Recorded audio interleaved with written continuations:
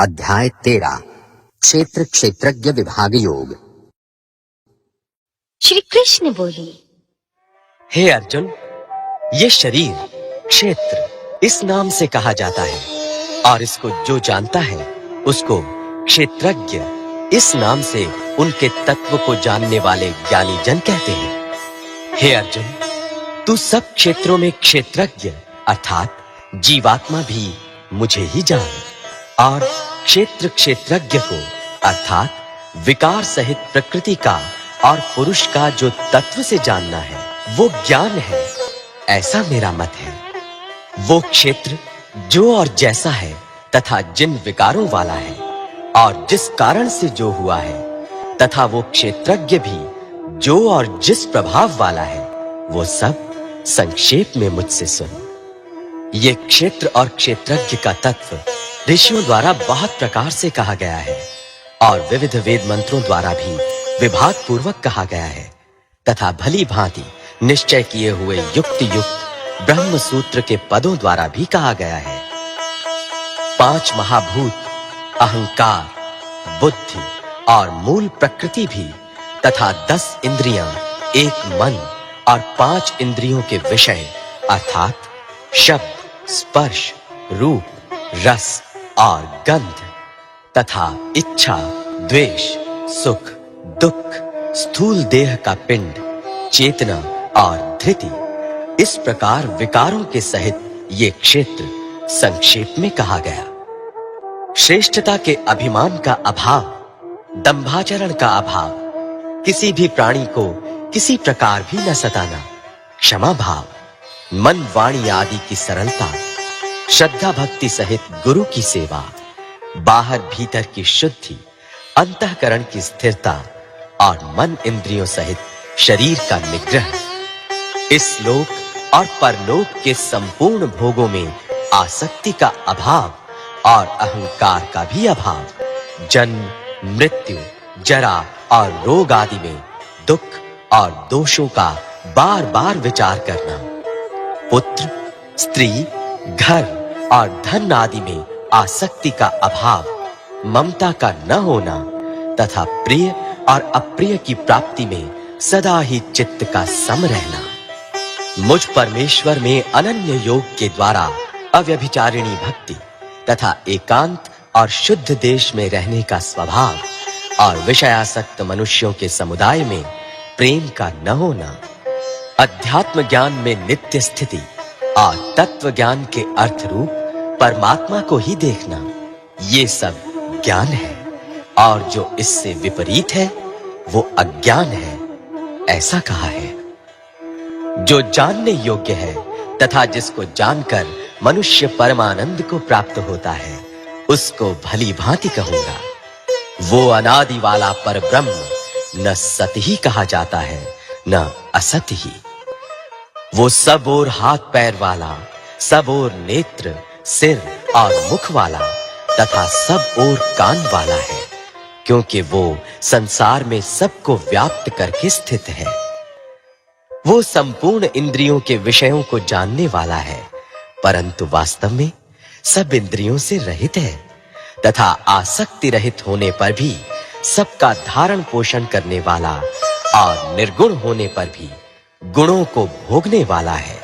वो चराचर सब भूतों के बाहर भीतर परिपूर्ण है और चर अचर भी वही है और वो सूक्ष्म होने से अविज्ञेय है तथा अति समीप में और दूर में भी स्थित वही है। वो परमात्मा विभाग रहित एक रूप से आकाश के सदृश परिपूर्ण होने पर भी चराचर संपूर्ण भूतों में विभक्त सा स्थित प्रतीत होता है तथा वो जानने योग्य परमात्मा विष्णु रूपों से भूतों को धारण पोषण करने वाला और रुद्र रूप से संहार करने वाला तथा ब्रह्मा रूप से सबको उत्पन्न करने वाला है। वो परब्रह्म ज्योतियों का भी ज्योति एवं माया से अत्यंत परे कहा जाता है। वो परमात्मा बोध स्वरूप जानने के योग्य एवं तत्व ज्ञान से प्राप्त करने योग्य है और सबके हृदय में विशेष रूप से स्थित है। इस प्रकार क्षेत्र तथा ज्ञान और जानने योग्य परमात्मा का स्वरूप संक्षेप से कहा गया। मेरा भक्त इसको तत्व से जानकर मेरे स्वरूप को प्राप्त होता है। प्रकृति और पुरुष, इन दोनों को ही तू अनादि जान और राग द्वेष आदि विकारों को तथा त्रिगुणात्मक संपूर्ण पदार्थों को भी प्रकृति से ही उत्पन्न जान।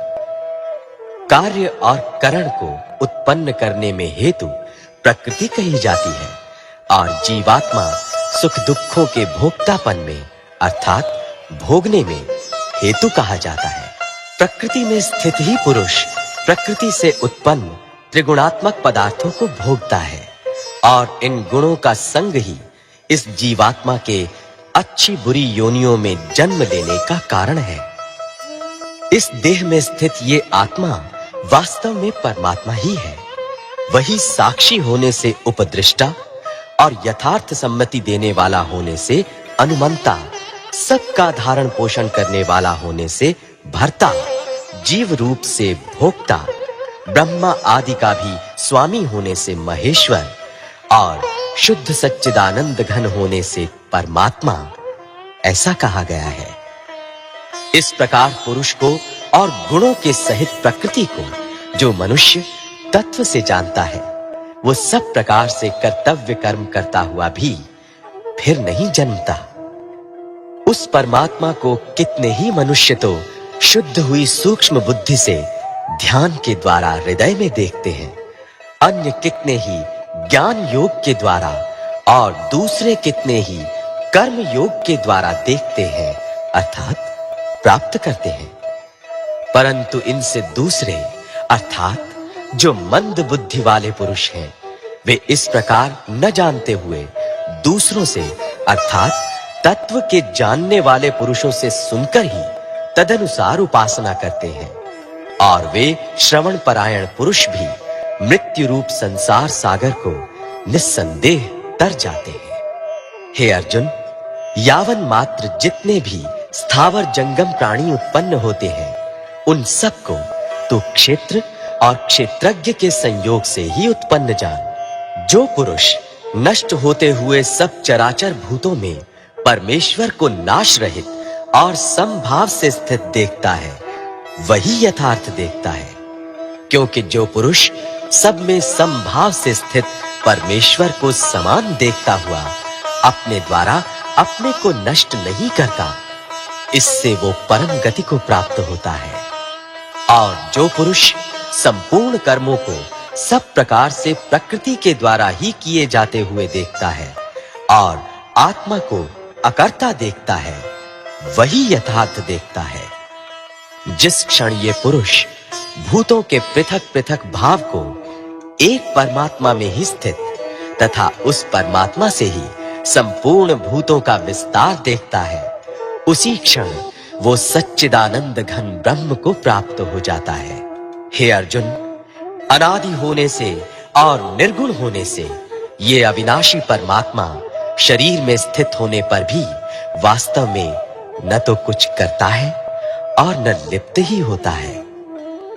जिस प्रकार सर्वत्र व्याप्त आकाश सूक्ष्म होने के कारण लिप्त नहीं होता, वैसे ही देह में सर्वत्र स्थित आत्मा निर्गुण होने के कारण देह के गुणों से लिप्त नहीं होता।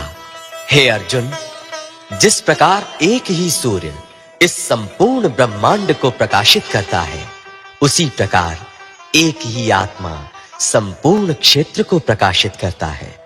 इस प्रकार क्षेत्र और क्षेत्रज्ञ के भेद को तथा कार्य सहित प्रकृति से मुक्त होने को जो पुरुष ज्ञान नेत्रों द्वारा तत्व से जानते हैं, वे महात्मा जन परम ब्रह्म परमात्मा को प्राप्त होते हैं। जैसे शरीर को स्वस्थ रखने के लिए अच्छी खुराक और एक्सरसाइज की आवश्यकता होती है, वैसे ही मन को स्वस्थ रखने के लिए भी अच्छी मानसिक खुराकों की आवश्यकता होती है। और भगवत गीता इस मामले में बेजोड़ है। इसलिए मैं सबसे कहूंगा, रोज सुबह 10-20 मिनट आंख बंद करके शांति से गीता सुने। आपका दिन और आपका जीवन सब कुछ बदल